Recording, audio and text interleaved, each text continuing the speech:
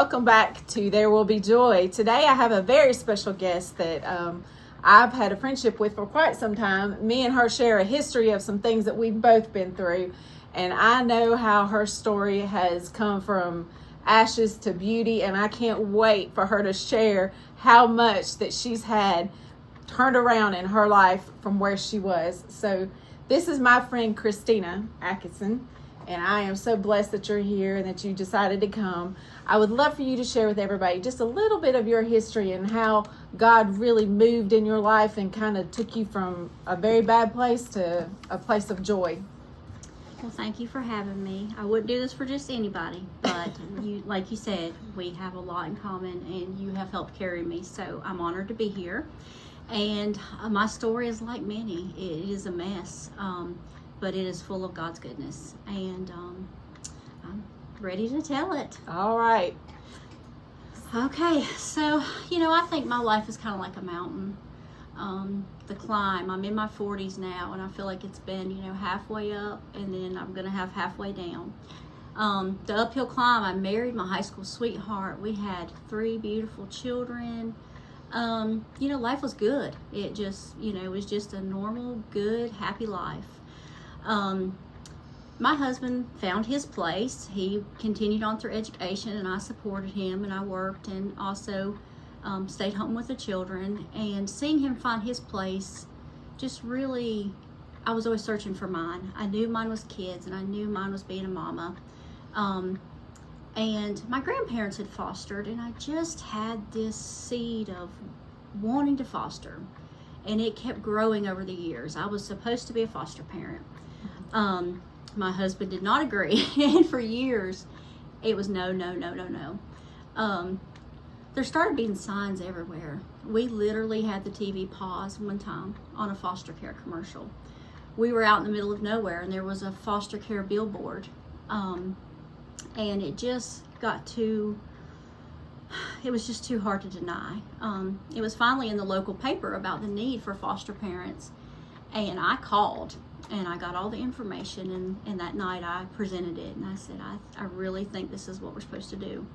And I expected to hear no again. But he said, well, all right, we can try if that's what you want to do.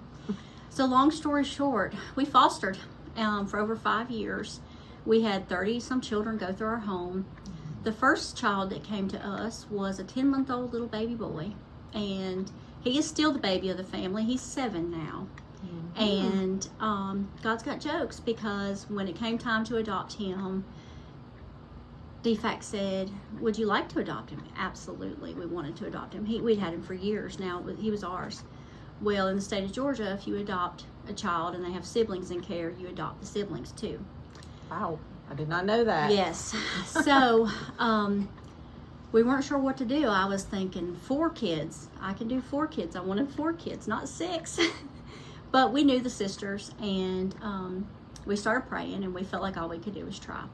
And so we said that we would foster and adopt all of them, and the other family that had the girls said the same thing. So we waited for months to hear if we were losing a child or gaining children. And they called us on a Thursday several months later to tell us Monday we would have 2 more girls joining the family. So 4 kids went to 6 real quick, and life got busy, and life got crazy. When we started fostering, we had a couple people tell us in different wording that we better hunker down, because we were doing something big for God. And the devil would see that and want to attack. I didn't see it. For years, I felt God's goodness. There is something about walking in His will. It is all rainbows and sunshine. And we had wanted to move for 17 years. We finally were able to move. It was amazing. It was absolutely amazing. I'd found my place. And I slept at night with a contentment that is unlike any other. This is when I met Christina. We were going to the same church at the time, and I kept telling another friend of ours, a mutual friend, I said, she is my hero, because anybody who can foster children is definitely a hero in life, because it is a very scary thing not to know, are you going to be able to keep them, are you going to have to send them back, or just the logistics of how all that works. So this was before she even knew me. She was my hero. She just didn't know it. fostering is the hardest, most rewarding thing I've ever done. But we now had 6. We were a big family. If you saw us out eating dinner at a restaurant, you knew that you were going to get dinner and a show, and it was probably a special occasion. So then here comes God again. I think you need one more. One more. And I was like, no. But then I started thinking, 7's the number of completion. We have our biological children, our adopted children. Let's have one more of our own. And so we started that journey, and we were trying to conceive. Then we get a phone call from DFACS. We were closed, our home was not open anymore, and they said, hey, we've got a baby girl in the NICU that needs somewhere to go, and she has some medical issues, and we have medical experience, so they had thought of us. And I expected my husband to say no. And next thing you know, we're at NICU, and we're picking up a brand new baby girl with Down syndrome. We were blessed to celebrate all the first birthdays, the first Christmas. In the middle of that, though, that's where my story got hard.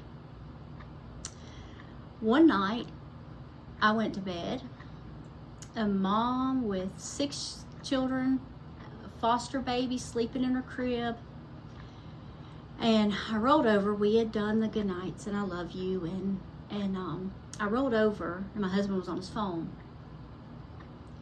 and just like that, everything changed. And I realized that there was an affair happening in my marriage. And there's no words for that. You think if you've made it 20 years, you've made it. But it shook me to the core, and the whole time I felt God's presence absolutely saying, Christina, you've honored your vows. You have done everything I could ask you as a wife. But I'm sorry I had to light a fire under you, and I know it burns. But you take those kids and you swim, or you drown with him. I had spent my whole marriage watching him search for contentment. Bigger muscles, bigger house, and I knew that until he found God, he was never going to be content. At the same time, I heard everyone saying, you better hunker down. You're doing something big, and the devil's not going to like that. And so anyway, I knew without a doubt that it was time for a divorce, and I had a peace about that. And I spoke to pastors and friends, and they carried me through the hardest season that I'd ever been in my life. But through God's goodness, I had a brand new baby who still needed complete care. So I couldn't get lost in depression, and I couldn't just sleep my life away. I had to keep on keeping. And about the time I realized not only had I lost my husband, I'd lost his income, my first foster care check came in. And I'd fostered before. I didn't know fostering a special needs child was different. And all the worrying I did about financials, because divorce is ugly and it's not fair and there is no justice. God showed up and he showed out. And my first check for Nevaeh came in. 16 months later, I think we're going to adopt. I'm going to be able to adopt this precious baby girl. And DFACS tells us families come out of the woodwork. But not to worry. They were a little bit older, and they lived several hours away. I had trained to take care of her, and I'd had her for over a year, so that was like fictive kin. To not worry, but they had to let me know that had been, they had reached out. I tried not to worry, but life had been kind of hard. So I started praying. And I did everything that I knew as a Christian to do. I claimed she was mine. I proceeded preparing to adopt her. I gave it to God. I tried not to worry. We went to court one day, and they never even looked at me as a foster parent.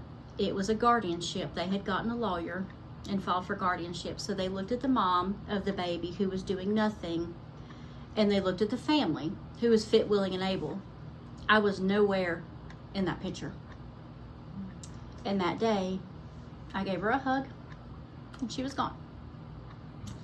and DFACS told me to leave her stuff on the porch. They'd be by to get it. So not only had I lost my husband, and I stood up and shook myself off and dried my tears, I got knocked down again, Heather. And that one hurt. Losing a child, even though she wasn't a biological child, for 16 months, every day I had been all she knew as mama. And that one shook me. That one is when I got mad at God.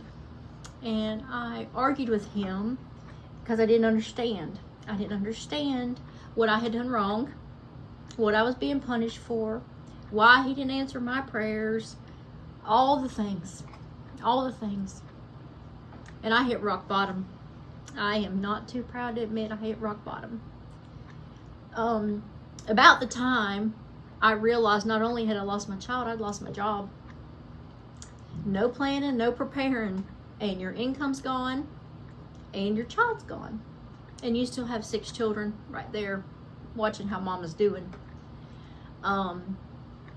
Money got really bad quick, and I was too busy wallowing in pity to really notice or care. And it hit me that something had to give or I was going to lose my home. The church had helped, friends, family had rallied around me, but I could not just keep doing what I was doing. So I said, all right, God, I can't foster anymore right now. That's too raw. I need another plan. And I felt like he kept telling me to wait. Just be patient and wait. And I kept saying, you don't understand. Here's the bills. I cannot wait. Money's bad. We're in a mess. But I felt like he kept saying, wait. I was going to go be a parapro. I had all these things I was going to do, but nothing was right.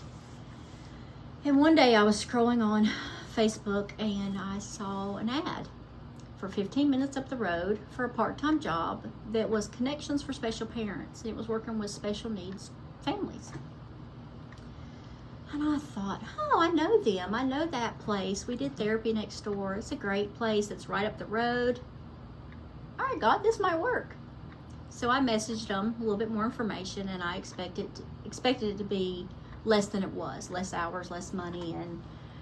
And regardless, I decided to claim it. That's where I was supposed to go. That's where I needed to be. And I applied, and I was hired. And in less than 2 years, I became from administrative assistant all the way up to, as of this year, I am now the director. I am now the head of CSP, and that is truly a God thing. There's a scripture, and I did write it down because I knew I would get lost. There is a scripture that says in Isaiah 61:7 that you'll receive a double portion. This past week, Heather, I had 2 kids at my table with Down syndrome. A 37-year-old lady and a 7-year-old little boy. And I couldn't help, as I was cooking dinner, knowing I was giving moms a break. Those moms were able to get a break and a little relief, that I had my double portion right in front of me in my kitchen. It's not my Nevaeh, and it never will be. And me and God, I went round and round about that, but I finally realized I didn't want that to be my pity party. People lose children, and people lose spouses, and life happens. But God had carried me, and I kept giving it to Him. I needed to quit taking it back. And when I finally did, and I finally tried to find closure and give it to Him, He started pouring His blessings out again. Through this job, through personal life, through my own children. In addition to a career, I loved being a wife. I was a good wife, I think, and a good mom. And so I prayed that God would give me a good man. And He has. And this girl who loves kids and loves big, now I have 6. He has 3. And then there's 2 serious girlfriends. So most night we have 11 kids at my house. And it is chaos and it is crazy, but there is so much laughter. And to have a man that is leading my home and praying for me, praying for my kids, and it truly, my my quiver's full, as the Bible says. In Psalms, it truly is full. And I can wrap it up by saying that I really do feel like I am now on the mountaintop. And I'm enjoying God's sunshine just pouring out on me. And I can't wait for the second part of the downhill slide.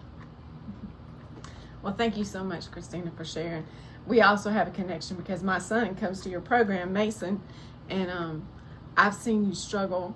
Sorry, I don't know why I'm crying about it, but I've seen you struggle, and I knew what you were going through. And you've been a hero to me, believe it or not, because you handled it probably better than I did in my situation.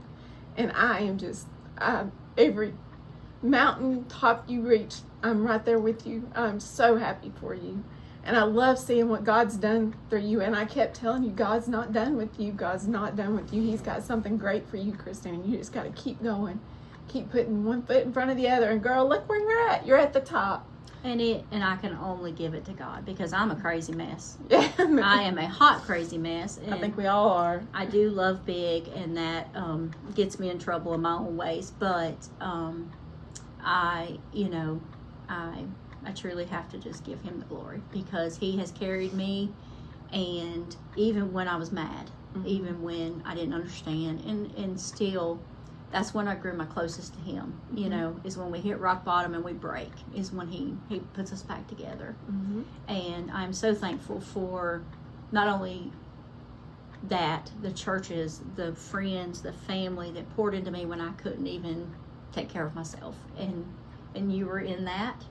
And that's why I'm here today, and honored to tell a little bit about my story and how hard life can be and how amazing life can be. That is amazing. So I just want to ask one follow-up question about foster care. You said you had over 30 children come through your home.